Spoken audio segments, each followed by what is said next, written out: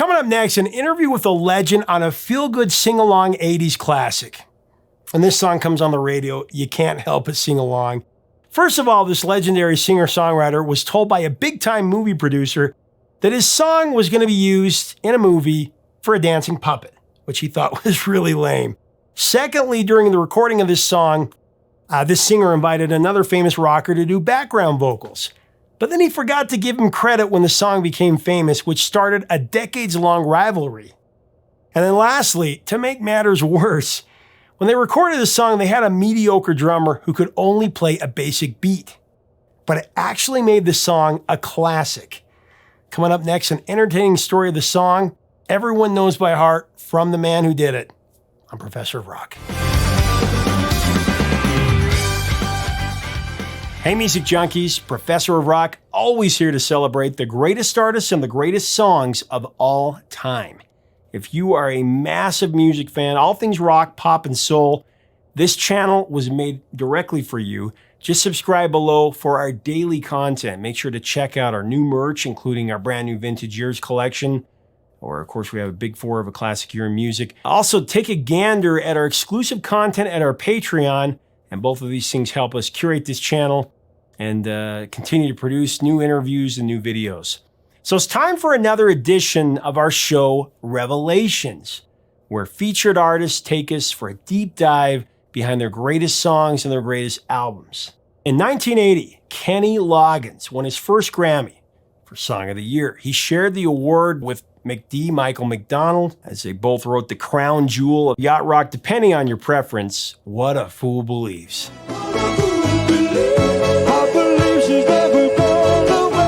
Now, up to that point, Kenny had already carved out a multi-platinum career as Loggins and Messina were one of the biggest duos of the 70s. Your mama don't dance and your daddy don't rock and roll. And he was part of a top 5 hit, the duet with Stevie Nicks, Fleetwood Mac at the time. Of course, I'm talking about Whenever I Call You Friend. Whenever I call you friend. He also had a number 11 smash with Michael McDonald, This Is It. This is it. Don't be a fool anymore. All of those hits came from collaboration, though. But Kenny would fly solo into the 80s with his first solo non-collaboration top 10 hit, which he penned the theme to one of the 80s greatest comedies, I'm All Right, from Caddyshack.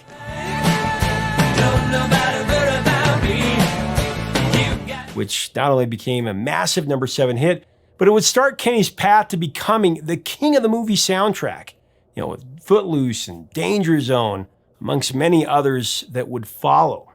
Up next, we have the story of I'm All Right from a few interviews I've done with Kenny Loggins, including a recent Zoom session. We also have a surprise appearance from an iconic voice who sang backgrounds and lead on the bridge. Before we tell you who he is in the interview, let's see if you know. You know who that is? We'll see in the video. By the way, Kenny has a new vinyl out called At the Movies. This collects all of his movie hits for the first time, and the link to check that out, we'll put that in the description below. As we go into this song story, I do want to thank our sponsor, Zenni Eyewear.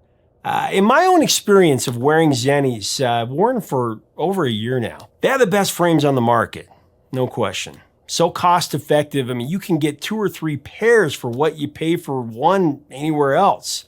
You can have a pair in every color and style with amazing features, and you can design your own at Zenni.com. Here's Kenny with the story.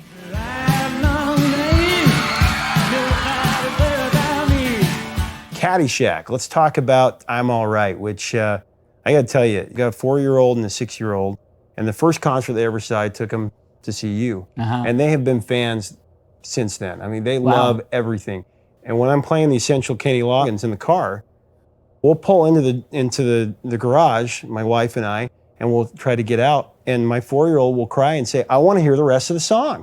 He loves I'm All Right. He loves Conviction of the Heart. He even loves some of the deeper cuts. But I'm All Right, they saw it again on Regular Show, which is a cartoon they watch, and they love it. Tell me about that, because that's always been probably my favorite pop song that you did. Oh, really? I met John Peters when he was working with Barbra Streisand they were working on Star is Born. Closely now. A Star is Born. And John was living with her when I went over to her house and showed her a bunch of the stuff that would become Celebrate Me Home.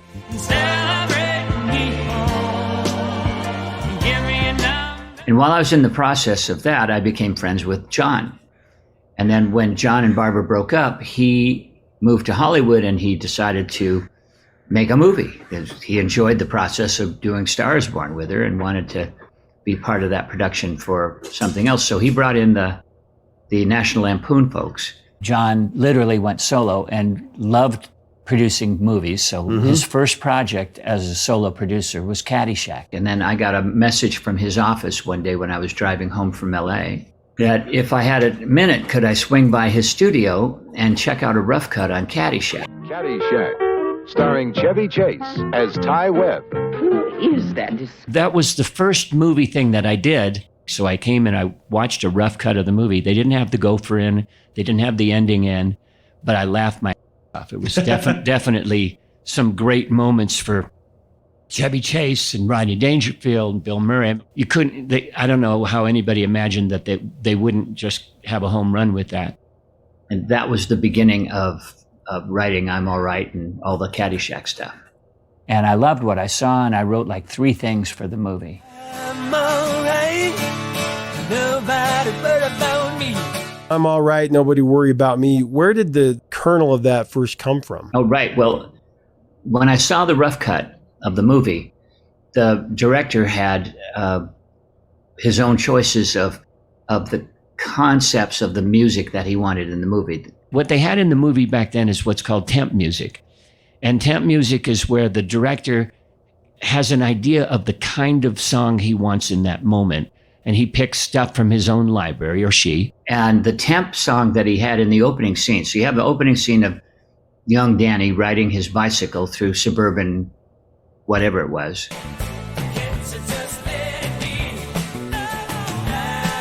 So I'm watching the temp music, and the opening of Caddyshack starts with Bob Dylan, Surf Somebody. But you're gonna have to serve somebody. Yes, indeed. And I thought, okay, well, if they're using Dylan, they must be trying to tell me something. I got from that he wanted to convey a rebellious spirit, because that was the essential image for Dylan. So that's why I wrote Nobody Worry About Me, Why You Gotta Give Me Five. Just basically leave me alone. I'm gonna figure this out.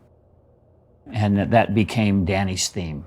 I thought, well, that's a cool idea. And since they want Dylan in that thing, I'll do this. What do you got here? I'm all right. Nobody worry about me. You got to give me a fight. Can't you just let it be? I'm all right. And at the time, there was a hit record out by Steelers Wheel. Jerry Rafferty was the singer in Steelers Wheel, and it was called Stuck in the Middle with You. It was now a classic. Focus to the right, here I am, stuck in the middle with you. And Jerry is basically imitating Bob Dylan. And I thought that sound of his voice really works for him. And since I have the marching orders to write a Dylan song, I'll kind of sing it a little bit like Dylan myself. We'll use that voice. So I say, I'm all right, nobody worry about me. And I was kind of doing that bluesy guy.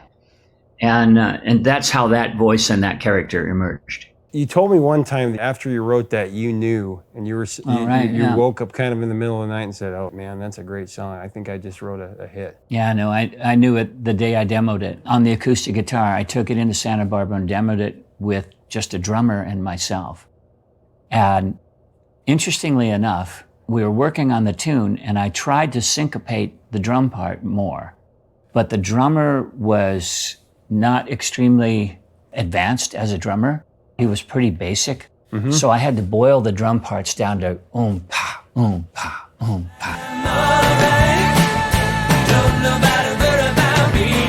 And we added pa, do, pa, do, which became the heartbeat of that song, because that's all he could play. Really? Yeah, and thank God, because It made the groove really work. And when I brought it home, I listened to it and I started laughing. It was one of the few times where I went, I got it. Do what you like.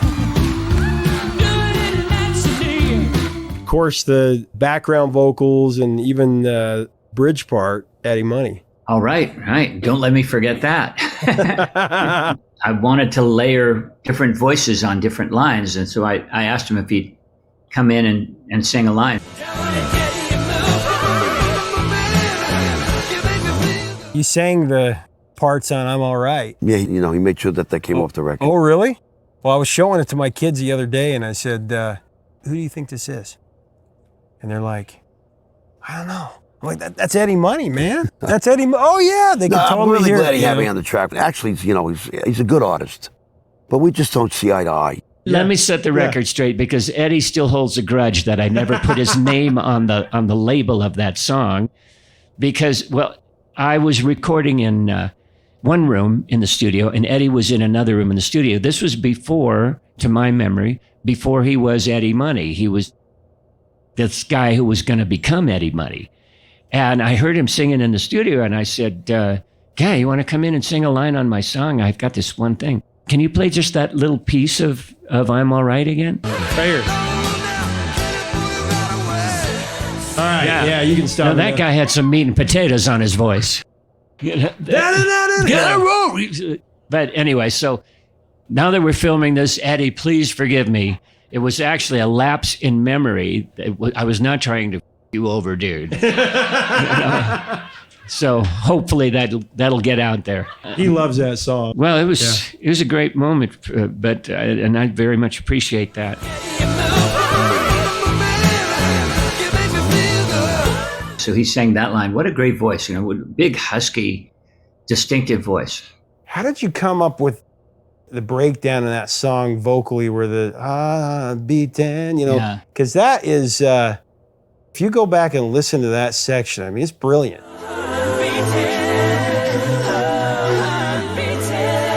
The way the harmonies and the music comes together. How did you come up with that? I don't know. Really? Yeah, I don't know. I think probably, it's part of that is the muse. You never know where it's going to go. But that said, I don't know. I hit that section of the song and just seemed like I wanted to break out of that box and take it somewhere else.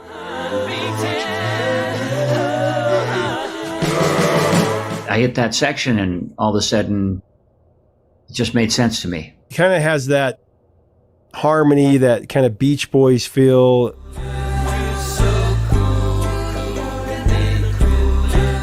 And I know that Brian Wilson's an influence on you. Yeah, that was very much an influence. And I think that's like the opening of Whenever I Call You Friend.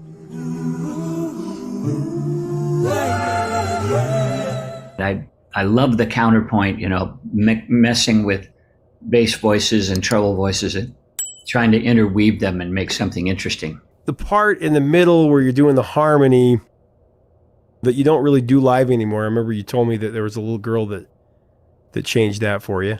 Right? Yeah. Little kid said, why do you stop the song in the middle like that? I don't know why I do that. Maybe I shouldn't for live versions. If I want people to get up and dance, I should probably not sit them down. I paid attention. And from that day on, I took that section out of the live version. Because when you get an audience up, you want to keep them up. I didn't want to sit them down with the whole a cappella thing. I love the lyrics on Gotta Catch You Later, No Cannonball It Right Away, Some Cinderella Kid.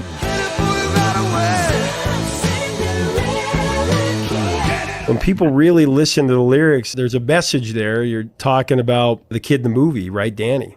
Yeah, and the Cinderella story, is one of Bill Murray's moments in the movie, and Cannonball It, where he and Chevy Chase are at the Bill Murray's apartment or whatever that was, tent. And then one more, he's right on top of Cannonball. Cannonball coming. Cannonball coming. And so I pulled little things from the movie to try and create a vibe. And then parts in it, I love to ask about just the little nuances in a pop song that you really appreciate when you hear it over and over again. Of course, this is played on classic rock and pop stations all the time. Once you hear it so many times, you start to pick up on different things. I always wondered about the stop and the start on the I'm All Right deeper into the song. Was that kind of natural that happened in the studio? Was that planned? Tell me about that. Well, for some reason, I arranged the song with that extra 4-beat break in the middle.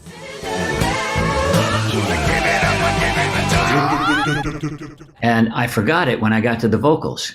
And so when I start to come in and I stop, that happened naturally because I'd forgotten that there was another bar before the voice is supposed to come in.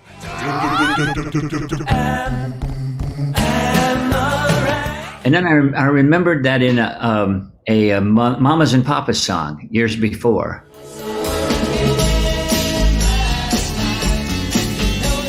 They had the same false start idea, probably for the same reason. I saw her again last night, and you know that I wouldn't.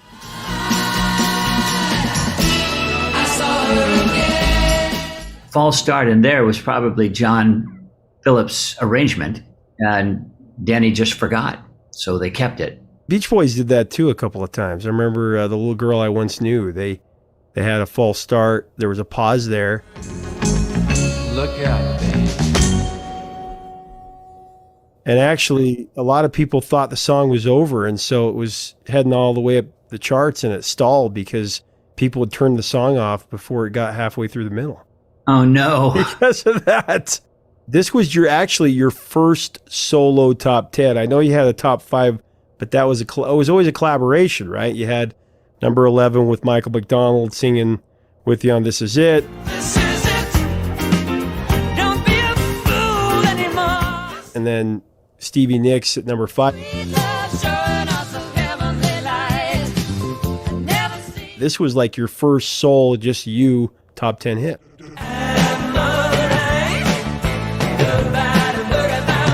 When it came out and was climbing up the charts and the movie was out, I mean, one of the biggest comedies of all time. What do you remember about that time? Did you go see the movie? I'm sure I did go see the movie. My most vivid memory is of going to the Footloose premiere.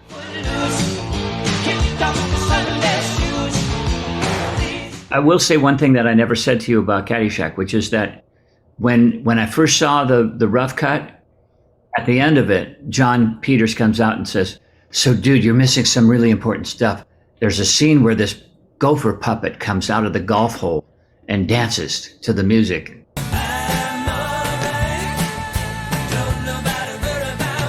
And I thought, God, I hope that's not as lame as it sounds. And it turned out to be not as lame as it sounds. Everybody loved that. It was a hand puppet, for Christ's sake. In an era where CGI was coming in strong. And this whole rivalry between the Gopher and Bill Murray was a central point of the whole movie. So I didn't get to see that part. But I never anticipated that the Gopher would be dancing to my song, which is like the thing that makes it last forever. I want to ask you about Nobody's Fool. People don't realize this, but it was as big a hit as I'm All Right was.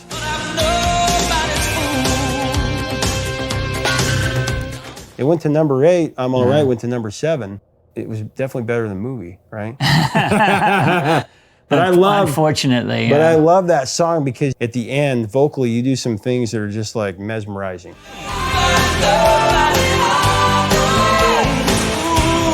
Tell me about writing that song. Just Caddyshack, they wanted to come up with another song? Yeah, because it was Caddyshack Part 2. They asked me if I was interested, and I was really hoping that they'd get Rodney Dangerfield and get some of the originals back. And it just wasn't the same. You can't replace Bill Murray. It looks like I'm a wreck. It's in the hole! When they were showing Bill Murray on David Letterman, when they were saying goodbye to Letterman, I remember that they used that as the song as they were showing all the Bill Murray appearances on David Letterman. You got to give me a fight. Why don't you just let me? I love that. It's really become like his theme song, even more than Ghostbusters.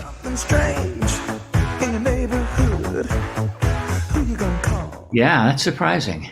Just the simplicity of that movie. And that character was a quintessential Bill Murray character. The Caddyshack character. I mean, who can watch Bill Murray without humming I'm All Right? So I got that going for me, which is nice.